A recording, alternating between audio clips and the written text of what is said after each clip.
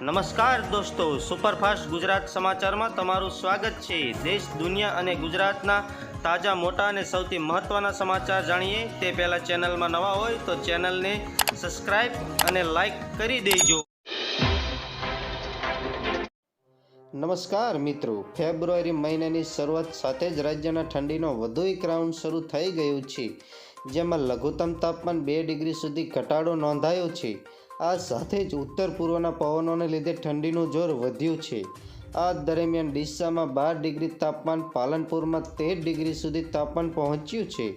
હવામાન વિભાગે આગામી 5 દિવસ ગુજરાતનું હવામાન અંગે વાત કરતાં જણાવ્યું છે કે ગુજરાતના દરિયાકાંઠે ઉત્તર પૂર્વના પવન ફૂંકાશે। આ સાથે પવનની ગતિ પ્રતિ કલાકે 30થી 40 કિલોમીટર ઝડપથી રહેવાની શક્યતા છે, તેમજ રાજ્યમાં આગામી 5 દિવસ વાતાવરણ સૂકું રહેશે। વરસાદની કોઈ શક્યતા નથી। અગત્ય સમાચારની વાત કરી લઈએ તો જામનગરમાં મોટી ખાવડી પાસે રિલાયન્સ મોલમાં આગ લાગી હતી, જેમાં રિલાયન્સ મોલના આગ લાગવાનું કારણ અકબંધ છે।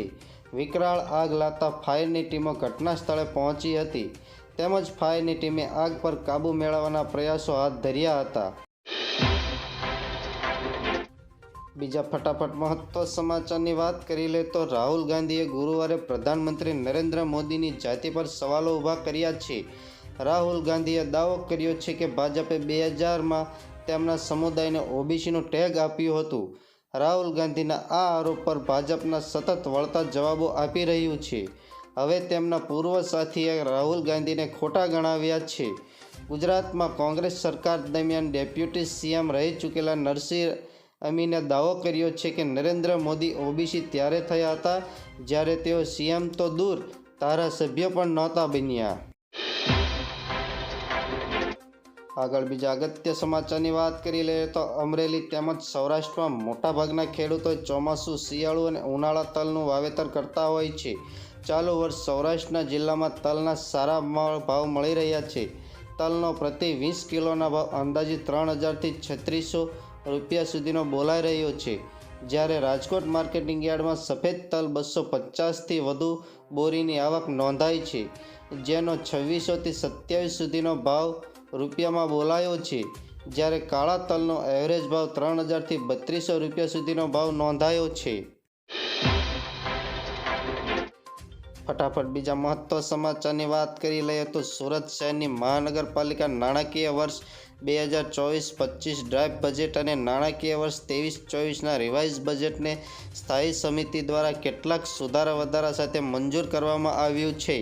નાણાકીય વર્ષ 2024-25 8,718 કરોડના ડ્રાફ્ટ બજેટમાં સ્થાયી સમિતિ દ્વારા 155 કરોડનો વધારો કરવામાં આવ્યો છે, જેમાં નાણાકીય વર્ષ 2024-25ના ડ્રાફ્ટ બજેટમાં 155 કરોડના વધારા સાથે 8,873 કરોડના સુધારા સાથેનું બજેટ મંજૂર કરવામાં આવ્યું છે, જ્યારે 4,121 કરોડ સામે 106 કરોડનો વધારો કરી 4,227 કરોડનું સુધારા સાથેનું કેપિટલ બજેટ મંજૂર કરવામાં આવ્યું છે। રેવન્યુ ખર્ચમાં 4,597 કરોડની જોગવાઈ સામે 49 કરોડનો વધારો કરવામાં આવ્યો છે। સ્થાયી સમિતિ દ્વારા 4,647 કરોડનું રેવન્યુ બજેટ મંજૂર કરવામાં આવ્યું છે।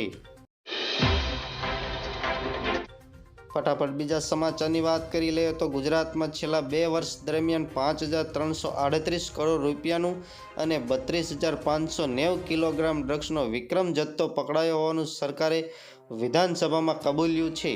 ગુજરાત પોલીસે આંતરરાષ્ટ્રીય ઓપરેશન કર્યા છે અને ડ્રગ્સની હેરાફેરી રોકવા સફળ કામગીરી કરી હોવાનું ગૃહ રાજ્યમંત્રીએ જણાવ્યું છે।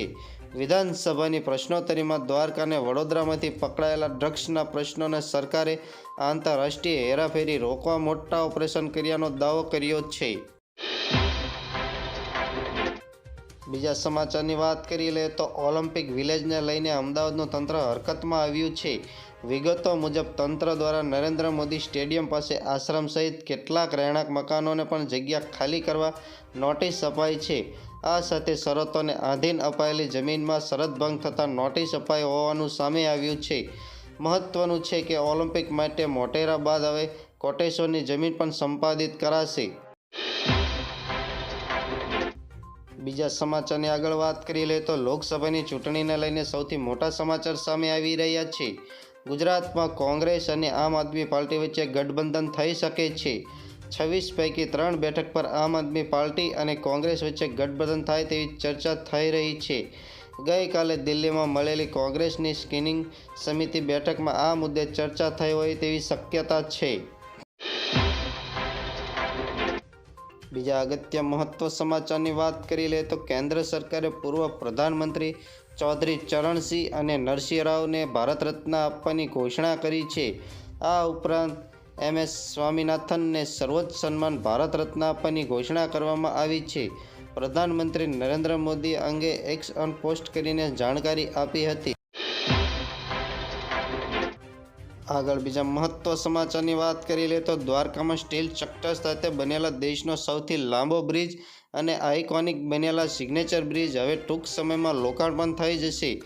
દેશના પ્રધાનમંત્રી નરેન્દ્ર મોદીના હસ્તે આગામી ફેબ્રુઆરીના અંતમાં સિગ્નેચર બ્રિજ લોકાર્પણ કરવામાં આવી શકે છે. આ બ્રિજ માત્ર ગુજરાત નહીં પણ સમગ્ર દેશમાં ઇન્ફ્રાસ્ટ્રક્ચરની દ્રષ્ટિએ લેન્ડમાર્ક બની જશે. આગળ બીજા મહત્વ સમાચારની વાત કરી લે તો ઓખા બેટ દ્વારકા ફેરી સર્વિસ હાલ બંધ કરવામાં આવી છે. દરિયાઈ વિસ્તારમાં ભારે પવન ફૂંકાવાને લઈને તંત્ર દ્વારા ફેરી સર્વિસ બંધ કરવાનો નિર્ણય લેવામાં આવ્યો છે. ઓખા બેટ દ્વારકા વચ્ચે ફેરી સર્વિસ બંધ કરાતા લોકોને હાલાકી ભોગવવી પડી રહી છે. ફેરી સર્વિસ બંધ થતાં બેટ દ્વારકાના ભગવાન શ્રી કૃષ્ણના દર્શન કરવા માગતા ભક્તોમાં નિરાશા થયા છે. તંત્ર દ્વારા કહેવામાં આવ્યું છે કે પવનની સ્પીડ ઓછી થતાં જ પેસેન્જર માટે ફેરી સર્વિસ ચાલુ કરવામાં આવશે. પવનની ગતિને લીધે અત્યારે હાલ પૂરતી ઓખા બેટથી દ્વારકાની ફેરી બંધ કરવામાં આવી છે. બીજા અગત્ય સમાચારની વાત કરી લે તો રાજ્યમાં એક તરફ ડુંગળીની નિકાસ પર પ્રતિબંધના કારણે ખેડૂતોમાં વિરોધ જોવા મળી રહ્યો હતો, ત્યારે બીજી તરફ ભાવમાં રેકોર્ડ બ્રેક તેજી જોવા મળી રહી છે. જેમાં લસણના ભાવમાં નોંધપાત્ર વધારો જોવા મળી રહ્યો છે. જેમાં માર્કેટિંગ યાર્ડમાં નવા લસણની આવક ન થતાં જૂના 1 કિલોના ભાવ 400 થી 500 રૂપિયા પહોંચ્યો છે. બીજા સમાચારની વાત કરી લઈએ તો મહેસાણા ખાતે ગુરુવારે ખેડૂત તાલીમ કેન્દ્ર સંકુલમાં પ્રાકૃતિક ખેતીના ઉત્પાદનોની ખરીદી કરવા માટે કેન્દ્ર શરૂ કરવામાં આવી રહ્યું હતું. નાયબ કલેક્ટર અફઝલભાઈ મંડોરી અને મામલતદાર ભગીરથસિંહ વાળા, રાજ્યના નાયબ નિયામક ભરતભાઈ પટેલ ઉપસ્થિત આ પ્રાકૃતિક ખેતી દ્વારા ઉત્પાદિત ખેત પેદાશોને ખરીદ કેન્દ્રના ઉત્પાદનમાં ઉપસ્થિત રહ્યા હતા.